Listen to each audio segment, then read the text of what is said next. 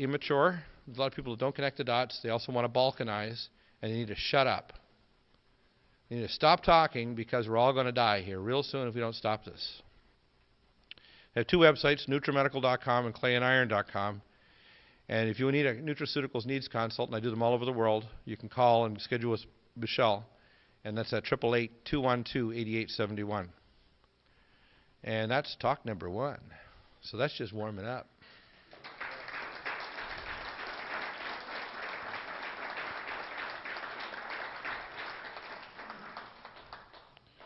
Now, you want a little break? We'll give you a break while I get my next talk up. But we got lots of good stuff for you. This is just warming up.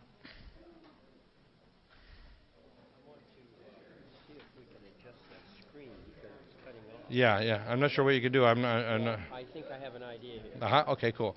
What I'm going to do is I'm going to first. Why don't you adjust it first before I open up the next file? All right. Okay. Okay.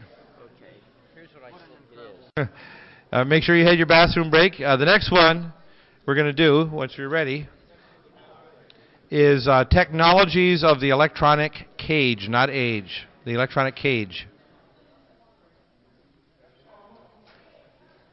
So just tell me when you're ready. Are we recording soon? Okay. Okay, everybody.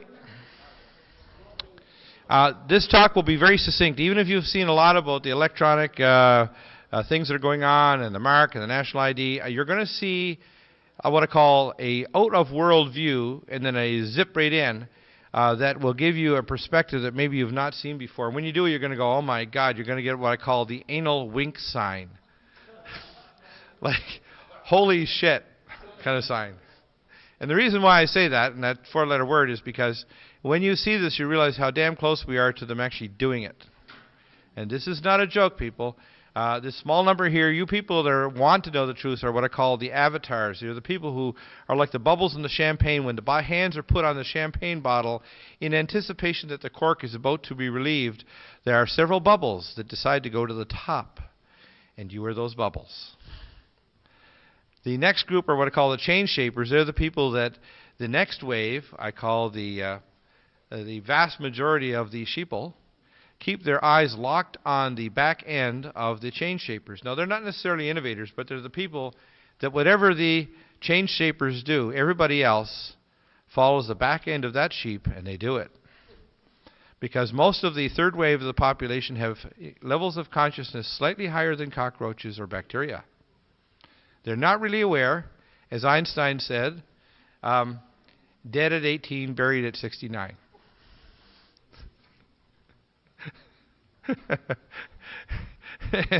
I'm going to use that quote that you gave me earlier there, Mark. That was good. I thought, that's good. And I'm fully capable of trading my quotes with theirs, too. So I'm going to keep it in this mode, so hopefully you'll see it all. Technologies of the electronic cage is kind of, I try to use these one-liners. There's basically 4 abused technologies: mind control and influencing. And if you look at the book recently by Dr. Nick Begich, you've got to get this book. We have it on clayandIron.com. That's CLAYAND iron.com. And you can also get it at...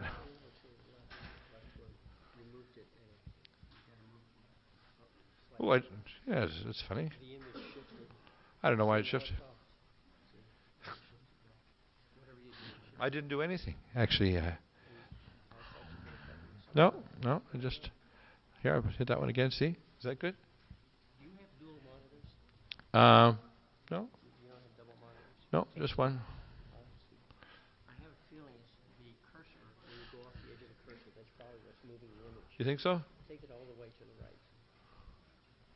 Just move the cursor all the way to the right. Yeah, that's what's doing it. Oh, okay. When you go off the edge... Then it goes off. I better watch it then. Okay. The first is mind control and influencing, and that technology goes back to things like hypnotism in the 1940s, Nazi scientists, American scientists, people like Dr. Ewan Cameron. And I'll just tell you a little interesting anecdote. Dr. Cameron was supposed to have died after his research at the Montreal Neurological Institute mountain climbing in 1967.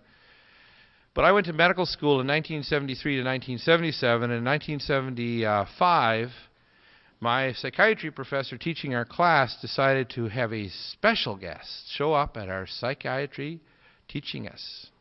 And fresh from the grave was Dr. Ewan Cameron. Isn't that interesting?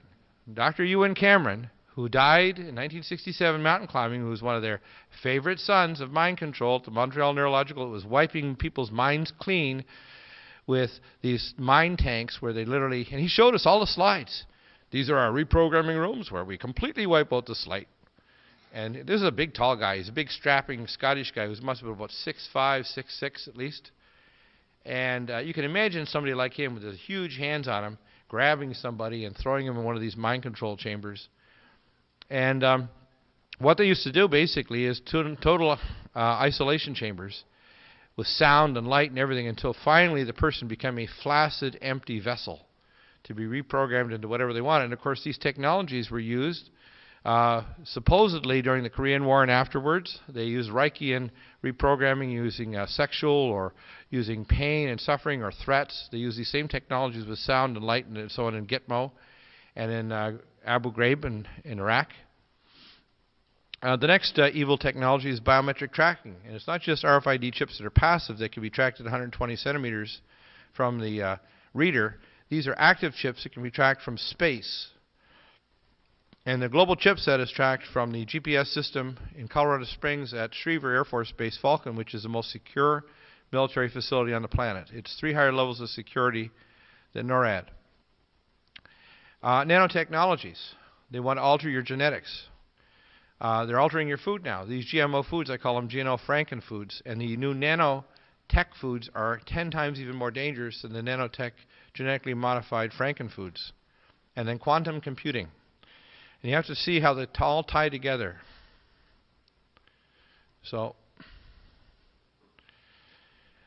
there's a circle of the electronic cage. And you look at the first, you see the RFID chip at the top, biometric ID. And those biometric IDs, and I was told this is the way the technology is going to work. They're going to have what's called an opening code to your database, which will be in this huge quantum array, but they'll have it dispersed in other databases. And a lot of the data will be carried on the card that can be read by a reader. The opening code, this is actually what I was told back in 1998, would have something like 3 sixes. First 6 would be a mesh barcode, which will identify where you are on the planet with 99 blocks on the Earth, 99 smaller blocks and 99 smaller ones will identify exactly where you reside. Second would be your age and year, month, day, and international dating system. And the third would be a number based on genetic subtype for your DNA haplotype for transplantation. So based on your numbers, they could know immediately if your organs could be taken and transplanted to someone else. Just like they do in all the prison systems and Laodai camps in China, which is the most favored satanic nation. Next step is quantum computing. When you have these teraflop supercomputers like Big Blue here in California, and even more powerful ones that they won't talk about, like the gallium arsenide supercomputers made with chips that are kept supercooled at 200 degrees Kelvin below zero, that can make 100,000 times more calculations than a Cray 4 computer that has more computing power than all the computers in history. Then these can do array modeling of your brain, and they actually have a thing called a virtual cities program. I had employees that were in Denver that were working in the center of the virtual cities program is to make a cybernetic model of every living thing, of every person, of every building, of every road, of every city, of every vehicle in the earth in a cybernetic model, virtual world, in hyperspace, in their supercomputer quantum arrays. And I took care of the employees that worked on it. They have it to a tolerance of less than half a centimeter for every single building and every road on the planet. And so they're building this, so they have a cybernetic model of all things. So that's why we want to put an RFID chip in every bottle of water, even every pill.